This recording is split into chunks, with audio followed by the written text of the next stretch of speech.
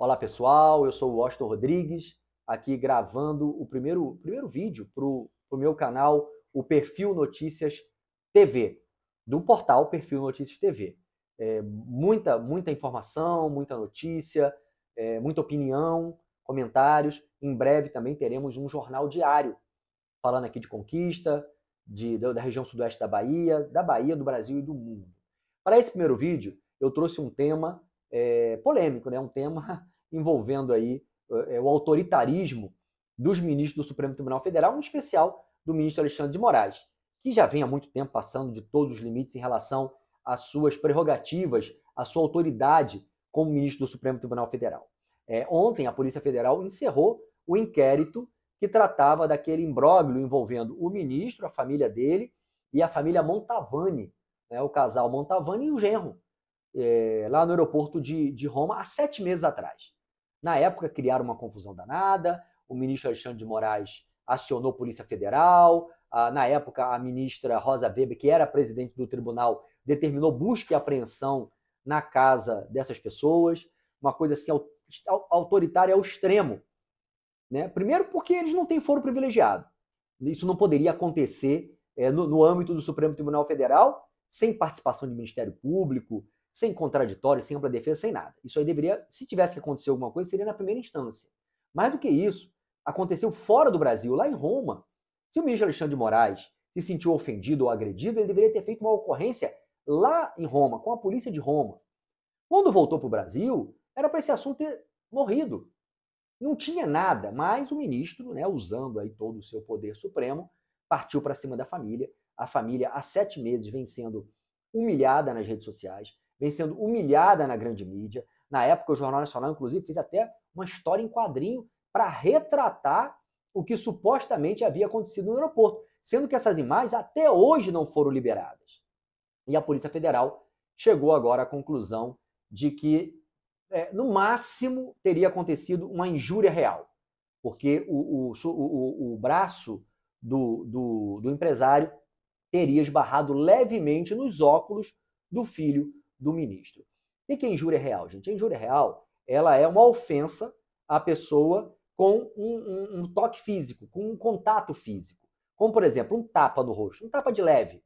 Ele não pode ser considerado uma lesão corporal, porque foi muito de leve, não teve ali nenhum tipo de lesão na pele, na pessoa. Então, é um tapa, dando um exemplo aqui bem simplório, né, para que o pessoal possa entender, um tapa de leve no rosto de uma pessoa seria uma injúria real.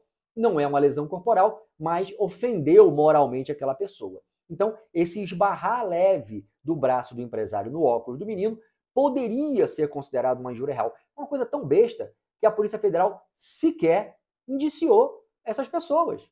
Não teve nem indiciamento, mas teve linchamento público, proporcionado pelo ministro Alexandre de Moraes e pela grande mídia. Isso é uma realidade. Né? E a militância também. O presidente Lula, na época, se envolveu no caso e disse que essas pessoas eram animais, que eles eram animais e que eles precisavam ser extirpados.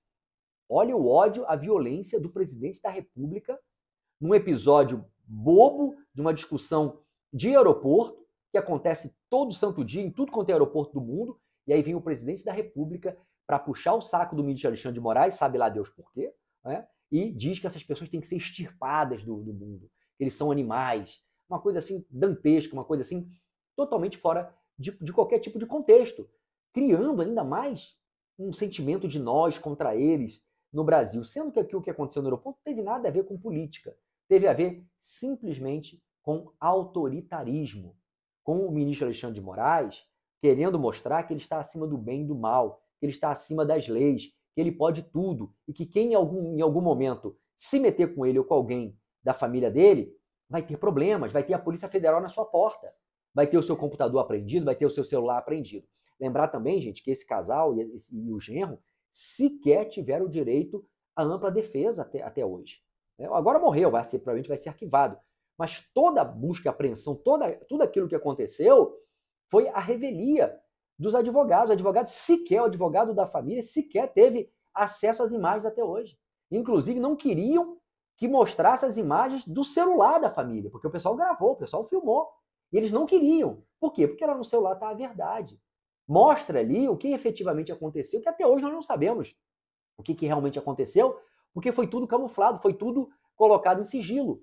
Né? Sabe-se lá o que o ministro Alexandre de Moraes falou para essa família naquele momento, mostrando talvez aí um autoritarismo ainda maior. Olha, eu não sei aonde nós vamos parar. A pergunta que fica e agora? O que essa família pode fazer? Pode processar, obviamente. Eles tiveram ali, na minha opinião, como advogado, no mínimo eles sofreram danos morais. Não sei até se houve algum dano material, se eles deixaram de fechar algum negócio, se eles perderam alguma oportunidade, tiveram algum prejuízo material. Não sei, não tenho essa informação. Mas no mínimo dano moral eles tiveram.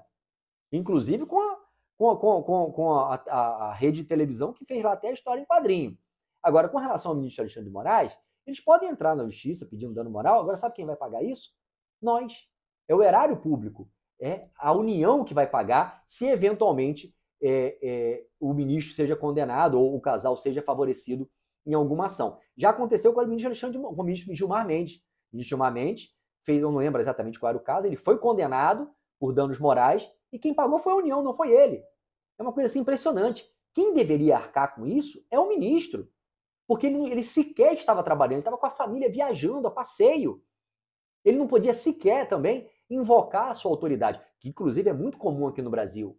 Autoridades em momentos de lazer, em momentos privados, ou seja, fora do âmbito do trabalho, dando a famosa carteirada. Você sabe com quem você está falando?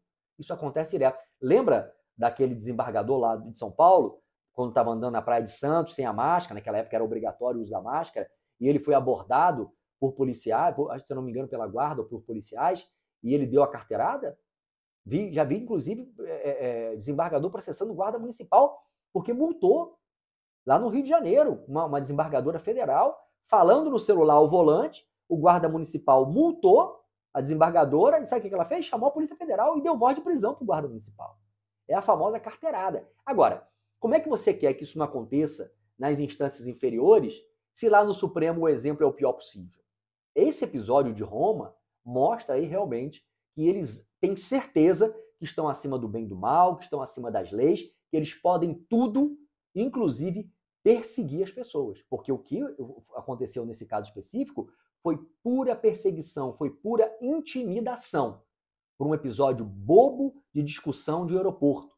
Como poderia ser no trânsito, como poderia ser numa rodoviária, como poderia ser num shopping. Que acontece o tempo inteiro e que tem que ser resolvido nos termos da lei, no âmbito da lei, independentemente de quem esteja ali. Principalmente quando aquela autoridade que está ali não está como autoridade, está no momento de lazer.